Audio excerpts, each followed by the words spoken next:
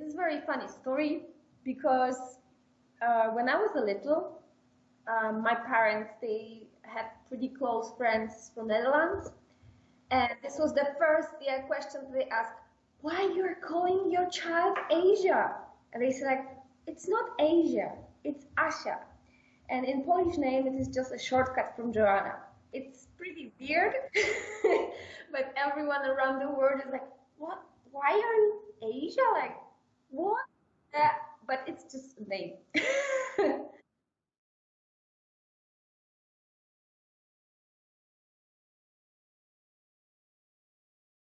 Well, it happened because I really wanted to work in a field of my education, something connected with art and, old buildings, architecture, preservation of it. And it is very hard to get a job like that is well paid and really like inspirational in the museums or something.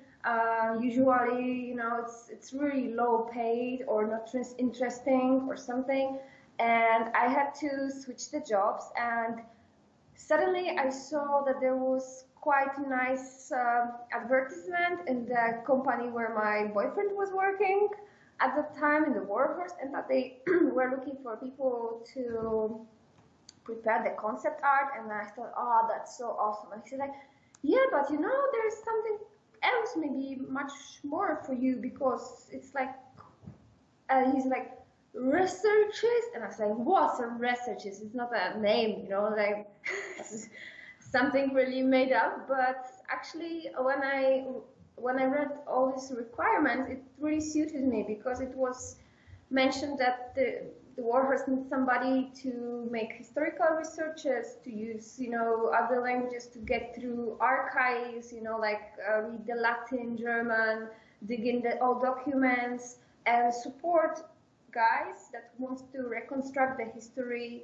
in the game. So I would like, provide them some tips or navigate them and how to do this stuff. And I went to the interview, and it was pretty funny because I think one day before the interview, nobody knew that I was a girlfriend from Cuba who was working there.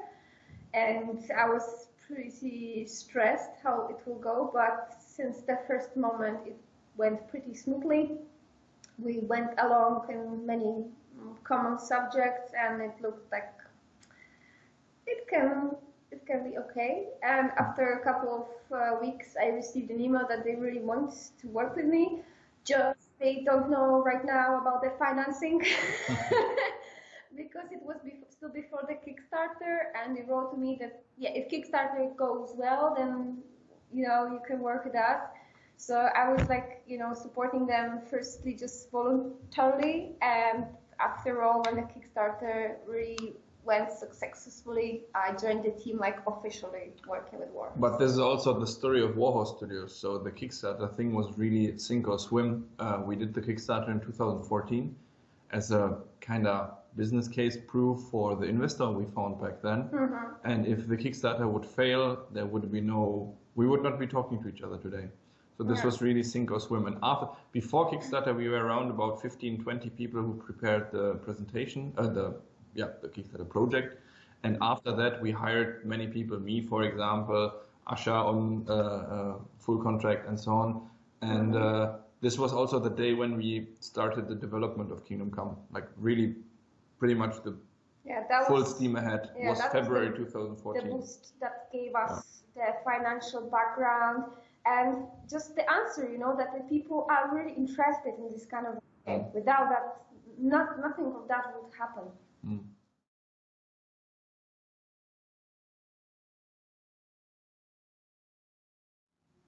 Well, it's very important to understand that in the end of the day, it's just a video game and just an kind of entertainment product. So definitely it has compromises here and there. Most of them are of some gameplay or technical reason. So for example, we never sacrifice gameplay, or mostly never sacrifice gameplay fun in order to keep it realistic or historically accurate and so on. So you need to have, even though we strip away many established RPG helping wheels, still we need stuff like time skip, we need stuff like fast travel, we need a safe load system somehow.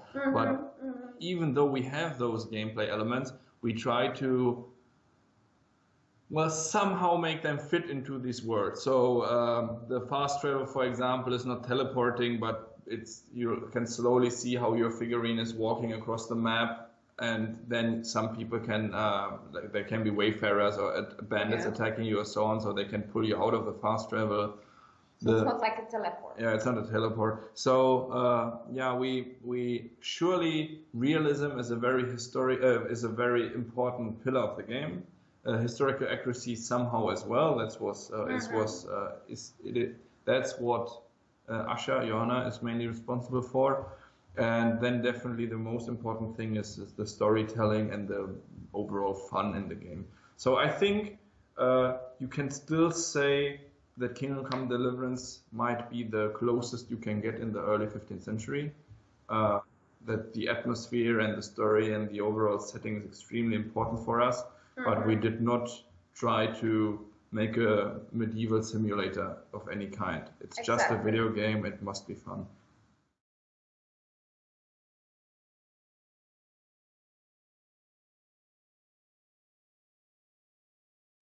Well, it also took us, some kind of a research to try to know the context, the believability, the faith, the people that were living at the time. But it's impossible to know exactly what they were like actually doing, like say every day. It's like the most information you can get actually about the noble people, because they have the chronicles and scribes who were like really writing much about it.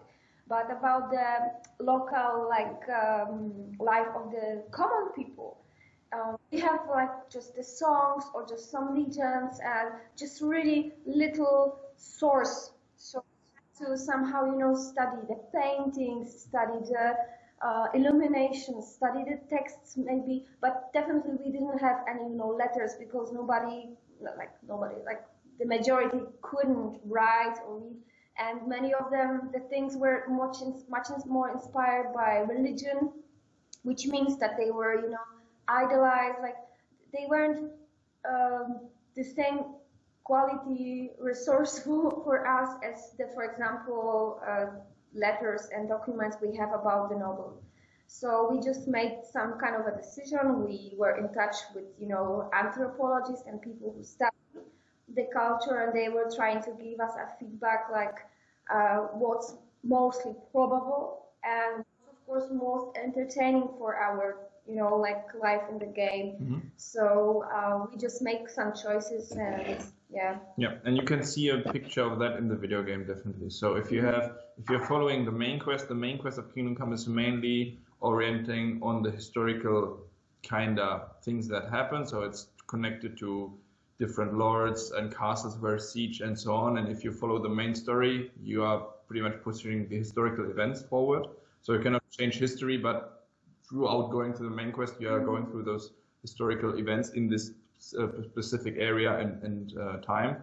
But if you are branching out and going for side quests, those are mainly we use them mainly to introduce the medieval life somehow. So there are problems. There's a executioner who has a problem somehow. I need to help him. There is some thieving guild among the millers, so you need to work with them or not if you decide. So there's a quest where you're supposed to dig up a corpse, but this is considered like a super huge sin, so it's up to you to decide if you want to do it or not. If you don't do it, then they will eventually send some thugs behind you to beat you up. If you do it, you have to live with the sin and so on. So with these side quests, we try to introduce the medieval lifestyle. So there's, for example, a big quest. You have to go inside a monastery. So we show you how the monks lived in the monasteries. Then Joanna was, of course, arguing with the designers about that the regular guy could never enter a monastery. So we had to somehow explain this in a gameplay way, which is not maybe 100% realistic, but somehow believable in this in this overall setting. So it's a combination of different stuff. So Yeah, I think the side quests are extremely interesting as well, especially if you consider that of those, I don't know, 100 quests we have, all of them are handwritten and unique, so most likely will never do the same thing twice.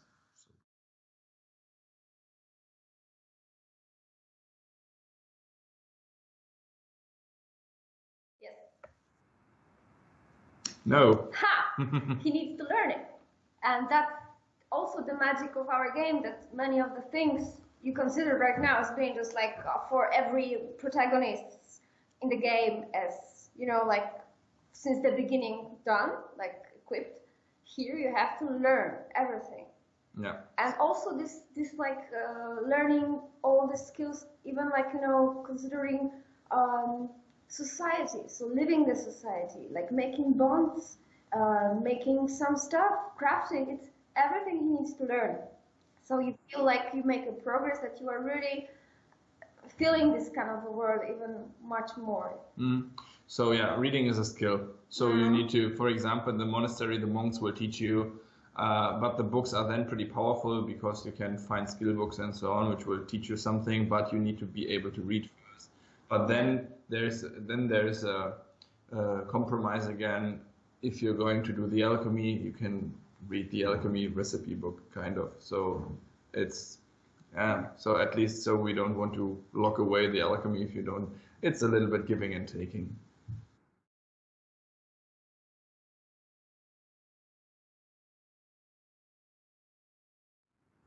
You definitely can change things within the quest mainly. So you cannot change historical things like, I don't know, there was no blacksmith boy who became king in Bohemia. So you will never become a king, you will never become a ruler, which sounds unsatisfying, but you will have great impact on those events that are happening. So for example, there's a big castle siege and you can decide if you want to sabotage it before, or you say, screw that, I'm going to full steam ahead, and then there might be a lot of casualties and the fights might be harder. So you can have your impacts within the quest, or there's a guy who's approaching you, let's go and kill those bandits right now, and you say, no, I want to pick some flowers. Then this guy might go there alone and might die, and the follow-up quest is gone. Yes. So your decisions have some kind of impact within the game, but they will change historical, or what we consider historical. Yeah, and not an outcome. You know, like the things we know that there is a certain plot and it has to follow somehow to the end. But the way, the approach, and the details, as you said, like they can be still influenced by the protagonist. Yeah, definitely. So the end is for everyone the same, but how you get there is up to you to tell.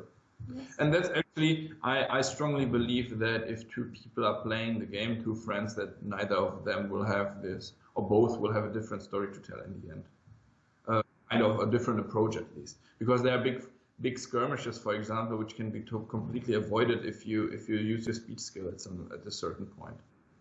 Yeah.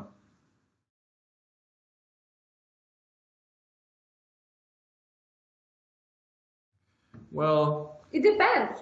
It depends, of course. It's some people call us super hardcore realistic, and this is something I really don't like, because I strongly disagree with super hardcore realistic.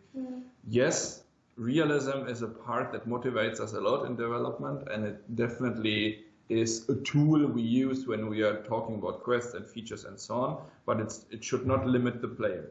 But definitely it's demanding in a way that, for example, when most of the quests have several ways how to solve them, and we usually only tell you the most obvious ones, right? And the other ones are for you to find out. So there's a problem like someone killed those guys here at the farm, and we have to find the culprits and now go. Then you can talk to the survivors, you can try to find, like an LA Noire, try to find clues on the ground.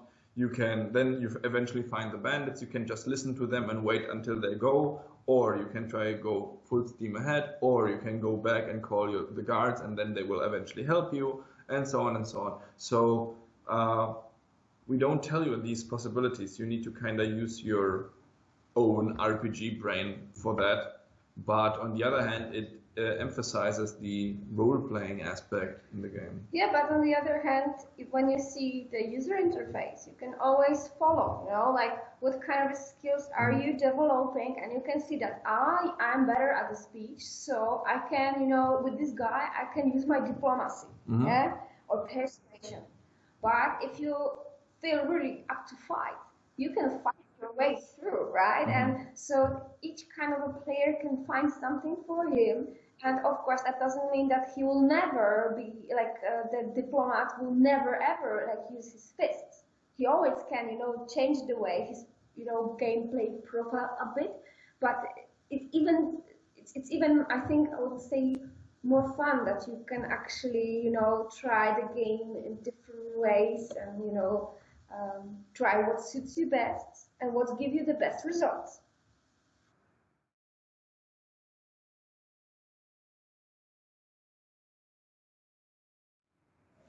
That was one of the biggest challenge, like the designers, they were complaining to me like, oh, but in every game you got just book and leather and, yeah. So here, really used the, first of all, really investigating. So it means you really need to talk a lot with the people. Or as Toby said, you need to look for the clues. So you are a little bit like a Sherlock, you need to find out, try out what's waiting for you.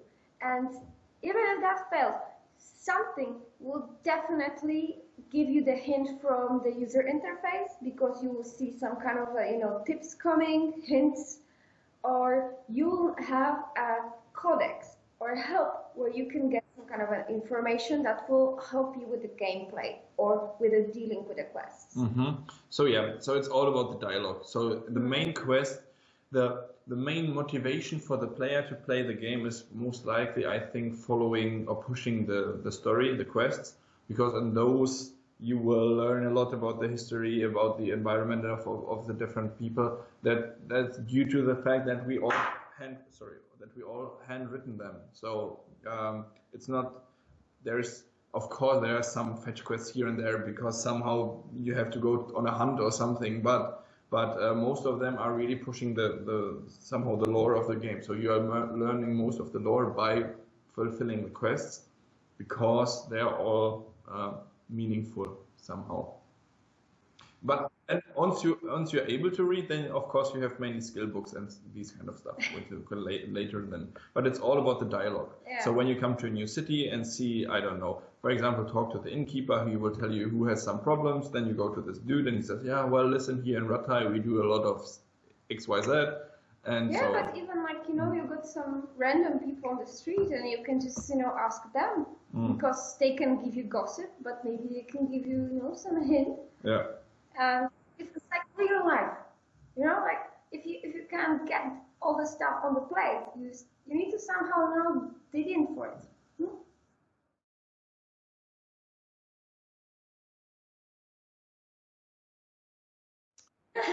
But this would be some kind of cheating. Cheating. I would rather recommend, because the game is somehow adapting, right? When it seems to fail the quest, it doesn't necessarily mean that it's failed. It just means that you eventually need to find another way. So I would just go ahead, and if it says quest failed, just continue, because you just need to go to another point then. Or, for example, there's this quest where you have to investigate who attacked a farm, and they tell you in the cutscene, go immediately to the courtyard and report to Captain Bernard. If you don't report, they will leave, and then you have to find the farm yourself. If you come, I think they are staying there for 2 or 3 in-game days, and if you don't come by that time and then arrive at the farm, the captain will be very angry at you and will tell you, where have you been? You are good for nothing. We found the guy, now that he left to the next city and we have to find him, let's go there. So you just skip the quest by not going there earlier. But this doesn't mean that the game ends somewhere. It just adapted to your way of role-playing Kingdom Come. Yeah.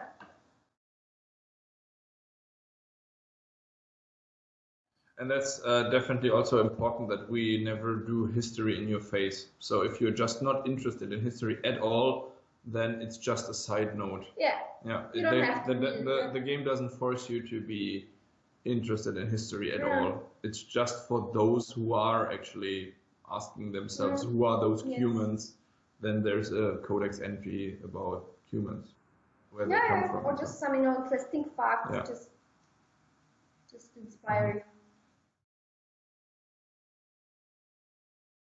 So it's all about the storytelling. If you dislike story-based RPGs, then Kingdom Come is not your type of game. So there is a lot of combat inside, but it's not a Mount & Blade. There's a lot of stealth and pickpocketing and sneak killing, but it's not a Splinter Cell, right? So it's all about the story and the lore and going through the main quests and side quests. And if you can enjoy this, then I strongly believe that Daniel Vavra, our creative director, wrote a very strong story to enjoy. And maybe it's even interesting, at least for me, it's a fact that when I know that it's based on a true story, it's a little more interesting than if I knew that it's a fantasy fictional story. So, yeah. So the hardcore players can, you know, for example, the combat. If you take the combat, the casual players, it's highly sufficient to just stab, slash, and block. These are three buttons, and they are completely. You don't even need to change the direction if you don't want to. If just these three buttons, and you can go through the game. But like with every other feature in the game, if you take more time into it to like really train it and become better and try to use the mini mechanics inside, you become a super strong alchemist, fighter, bow shooter, whatsoever. And this is maybe for the more hardcore-ish players when you can unlock different combos where you can strike with pommel strike and throw him on the ground, the dude, and so on. And I hope that we manage to create some kind of, imagine it like a buffet where everyone can pick his favorite dish, kind of.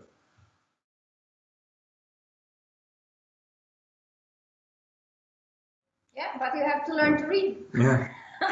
Well, you know, the important thing is that the alchemy is not an inventory alchemy. So it's not like that you're just pushing some.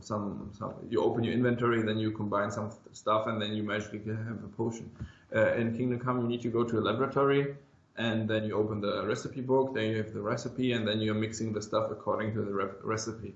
So there is a certain degree of failing which is allowed, so you can do some bad steps, but you do have to do all the stuff manually, like cooking the thing in the herbs in the right type of liquid for the right amount of time and so on.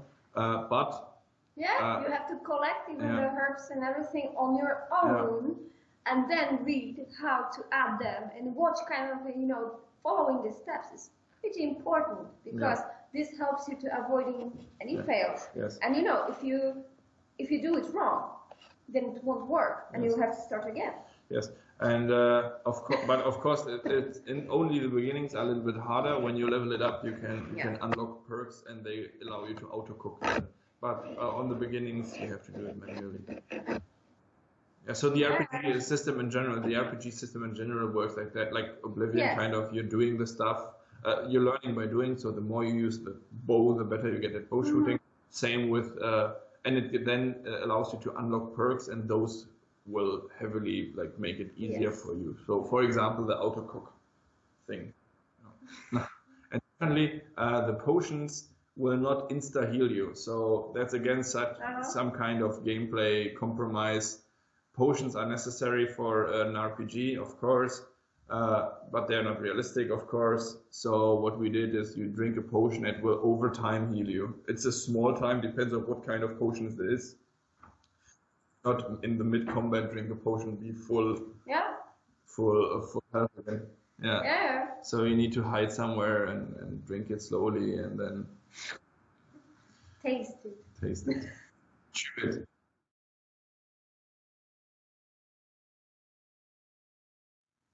Well, it's really when somebody is sending me requests like, oh, can you recommend a book? And man, these are thousands. Like really, I do not exaggerate, because in many books that will happen to you is not strictly aiming that date, they are still having very important information for us to build a context, to build the world of medieval times. And it means that in each book that is at least having a couple of pages that are dedicated to medieval times, I had to study. And so these are the archives. So these are the digitalized documents. These are the books that are not really being published, because these are the materials that somebody gave to us, and we need to like study it pretty diligently. Then we have just casual books, articles, some all the kind of informational documents that we receive from different kind of institutions, that are working with preserving architecture.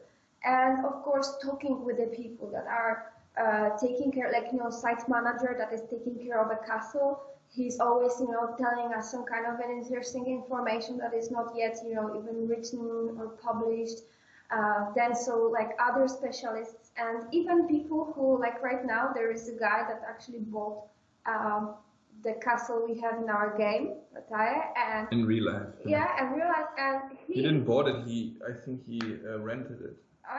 I don't know, yeah. But yeah. But the point is that when he is living there, he knows much more details about, constructional details, about behaving, of this certain place or things. People who actually are fighting, they can tell us much more than just the books, because they tell us like how some material reacts, or how do the, you do the moves, so that they are really like realistic, believable, and proved. So these are the really different kind of sources, and above all, of course, if this is possible, then artifacts, photos, and paintings that gives us pretty wide information about certain times. If they are, of course, we need to still be very selective, because many things that are in art, they are stylized, so they are in some kind of canon, some kind of way of seeing stuff by people in medieval ages, so they can exaggerate the colors or stuff, but still can give us a lot of interesting information.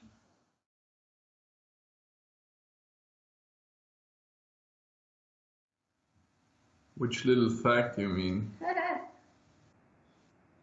Maybe the reading, that's pretty interesting, because that's nothing you ever saw before. So when you're opening a book and are not able to read, you have the exact letters, the exact letters which should be in the text, but they're all scrambled.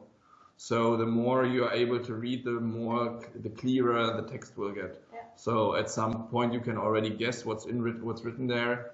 At some point, you just have to skill it a little bit more. Yeah. And also, it's also interesting that I like the quest actually. There's when you're in the monastery, you have to do some monk duties, and one of them is working as a scribe, and you need to copy Latin books. But of course, Henry is not able to read Latin and is not able to understand Latin, and so mostly aren't you. Someone eventually learned it at school, but there you can see the medieval manuscript somehow, which is relatively hard to decipher. And on the left, you have three choices of what Latin text could be written in there. Yeah. So you need to compare, I don't know, in nomine patris and so on. And then you say, okay, that's written there, and most likely that's the right one. Let's take this one. And if you screw it up, the people will be angry. If you do it well, they will be yay, and so on. Or there's another quest where you have to work with a priest, and you will need some information from him, but he doesn't want to tell you because of his priest honesty or something like this, and then you just get extremely wasted with him. That the next day he's too wasted to have the ceremony, and he asks you to do it for him. And you never did that, and you're just guessing. You have people there who are either cheering, "Oh wow, best speech ever," or they're saying, "What the hell is he talking about?" The guy? Who is the guy? They need to make up all of this, cream around. Like, where is he from? What does he do? And the better you make his performance, the better for you, right?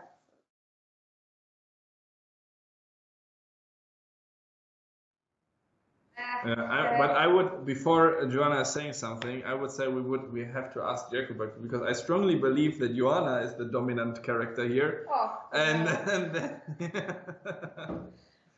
well, the funny thing is, to have Asia and Cuba in one place. Yeah, his name is Jacob, and the shortcut for Jacob is Cuba in Czech Republic. So it's Cuba and Asia.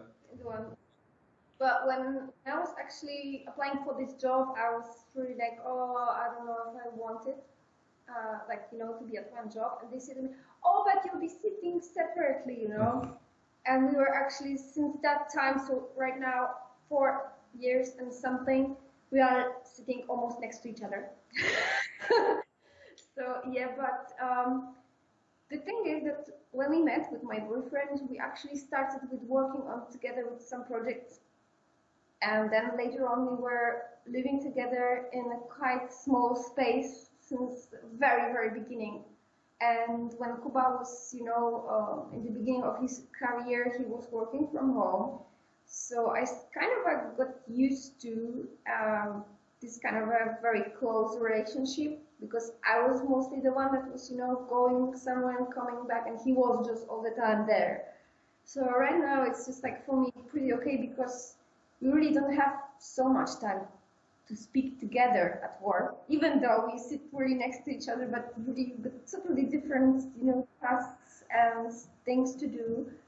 So I don't feel it like as a burden. I just it's funny for me when people are saying like, oh, why don't you go to work together or something? It's like, come on, I need some time for myself, But to be honest, it's not such a burden.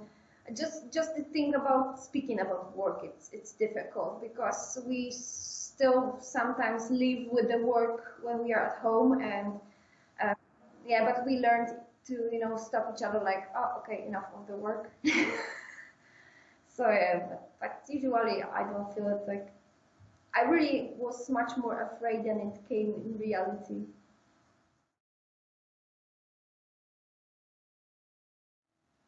Of course not. We will. Never done. We are after release, which is tomorrow. Oh my god. We are of course taking care of keep taking care of Kingdom Come, and we have of course ideas for DLCs. We have to do some patches here and there. We have to of course share more love with the game, and Joanna will definitely, while she in the beginning was more focusing on the plot part, then for example lately she was working more on translations and taking care that the languages are correct, and the type of armor, weapons, plot, everything. So there's a ton of work even for Joanna, of course. It's not like start and end, it's like a fluid. It just develops to something different. It's not like a book, that you write beginning and has got it end. It's very delicate, live, organic thing that adjusts or improves. And as Toby said, I'm in contact. I'm with all the translators. So if there is a chance, to explain somebody some details, I'm always available. And of course, the DLC and many, even preparing some marketing materials. It's sometimes important, when we do some new poster or something, just to discuss some kind of details of the helm or whatever. Yeah, so it's like, I feel that the end will never really happen. It will be just like a smooth, coming transition to some other projects I mentioned.